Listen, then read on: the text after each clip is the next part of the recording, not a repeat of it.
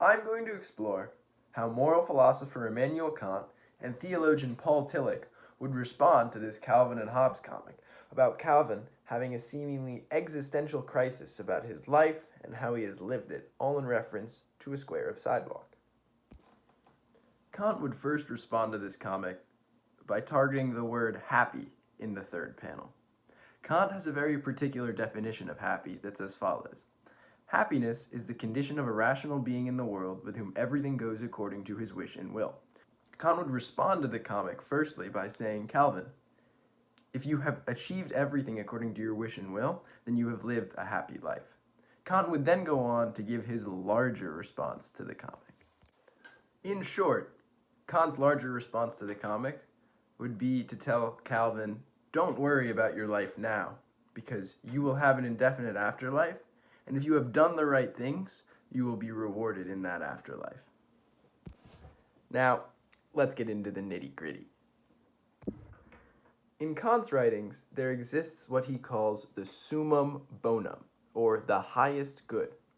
This is the state in which moral virtue and happiness are maximized, with happiness contingent on virtue. This highest good can also be seen as the necessary connection between morality and happiness, and according to Kant, this connection is and must be God. Kant's logic has three foundational elements to it. Firstly, that there is a God. Secondly, that free will exists. This can't be proven, but for the logic of Kant's ideas to make any sense, we must assume that every rational actor acts according to their own free will. If they didn't, then what would morality really be? And the third one is that we must assume that there is an afterlife. According to Kant, acting morally virtuous is acting according to the categorical imperative. The categorical imperative is most popularly understood in two formations, universality and humanity. Universality is the idea that you should ask yourself the question, if everyone did this action, would it still be moral? If you stole something, universality would mean you ask yourself, is everybody allowed? Is it okay if everybody steals things? Which it definitely is not. Another way to think about it is like this. If you could steal anything you want, then the idea of owning anything would disappear. If this applies universally, no one would own anything. But that means that no one could steal anything from anybody because nobody would own anything in the first place. You create paradoxical logic and it all falls apart, showing universality as a tool to determine if actions are moral or not moral. Humanity is treating people as an end and never as a mere means. Treating someone as a mere means would be using someone for your own benefit with no regard for their interests or benefits. If you act according to these principles, you will live a morally virtuous life. Now, you've probably been thinking about the summum bonum, and you realize, most often in life, doing the thing that is most morally virtuous goes against what would make you happy. Donating money to charity takes away from the money you have to spend. Abiding by traffic laws takes away from the amount of speeding you can do. Being a morally virtuous person rarely yields happiness in your life, which is why Kant says the afterlife is needed so you can achieve the summum bonum.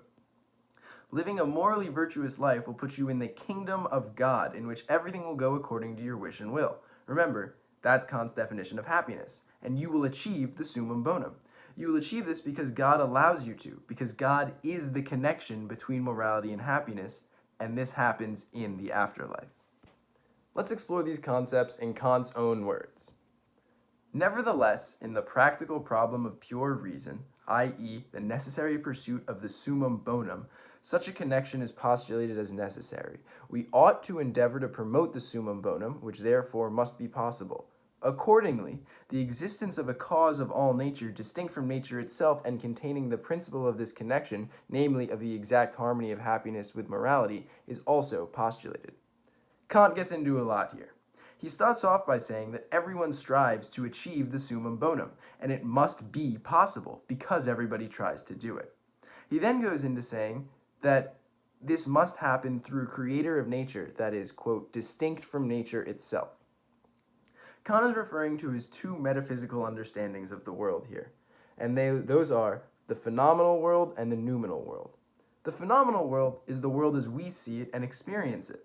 The noumenal world is the world as it is, free from any observations. In this quote, Kant is saying that the summum bonum must have a fundamental connection, God, grounded in the noumenal world, a world distinct from nature itself. He says this is required because then this supreme being would know the exact harmony of happiness with morality and would then be able to provide the correct amount of happiness proportional to morality in the afterlife. Kant's response to this comic would combine all of these ideas. Kant would say that the square on the sidewalk, Calvin and Hobbes, and everything they see represents the phenomenal world. Laying beyond this phenomenal world and the noumenal world may or may not be a God, but it is a demand of reason that he does exist. He would then say that Calvin should not worry about his fleeting time on the sidewalk, because after his death, if he has lived a morally virtuous life according to the categorical imperative, in his afterlife he will be rewarded with the proper amount of happiness. The things he does on earth do matter, because they help guide God's judgment in giving him apt amounts of happiness in his afterlife proportioned to his moral virtue. Morality is not properly the doctrine how we should make ourselves happy, but how we should become worthy of happiness. Kant would tell them to stop staring at the sidewalk and start living morally virtuous lives if they are so afraid of making use of their existence. Tillich would respond to this comic in a very different way. Tillich's fundamental teaching is that faith is not belief, but ultimate concern. Ultimate concern is something dynamic in each person and is lived out in two stages. First, you are grasped by the ground of being, and then you live it out as your ultimate concern. This concern is so extreme that it demands the total surrender of him who accepts it, and it promises total fulfillment, even if all other claims have to be subjected to it or rejected in its name. This means that your ultimate concern is so paramount in your life that you subjugate all else when it comes in conflict with it. The ground of being is another Tillich construction. It is the substance of everything, the one, the ineffable, the being above being. It is the essence upon which everything exists. If the square on the sidewalk represents Calvin's life, the ground of being would be the ground. Tillich would see the third panel of the comic as Calvin being gripped by the ground of being and finding his ultimate concern, a very popular one, worrying about living a fulfilled life. Along with being ultimate concern, faith is a centered act to Tillich. It is the act of total personality. It is introduced in the conscious mind and then takes hold in the unconscious.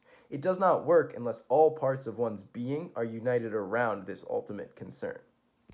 Tillich also talks about the importance of symbols in faith. Symbols are important to faith because sometimes symbolic language alone is able to express the ultimate. Much like in this comic, using the sidewalk as a symbol is an easier way to explain Calvin's existential crisis than just in words. Tillich teaches that symbols have 6 characteristics that make them so important for faith. First, symbols point beyond themselves to something else. The American flag points to our country as a whole, and not just an assembled amount of cloth. Second, symbols participate in what they point to. Burning an American flag is not just an act of burning some cloth, but it's seen as an attack on America. The flag participates in what it points to. The third and fourth aspects are tied together. The third aspect is that symbols open a level of reality which is otherwise closed for us. A painting shows us a different perspective of our world, which we would not see through any other medium. The fourth aspect is that symbols unlock dimensions and elements of our soul which correspond to the dimensions and elements of reality. Great art not only shows us a new dimension of reality, but it shows us how we fit into it, and it makes us feel a certain way. There are within us dimensions which we cannot become aware except through symbols. The fifth aspect of symbols is that they cannot be created intentionally.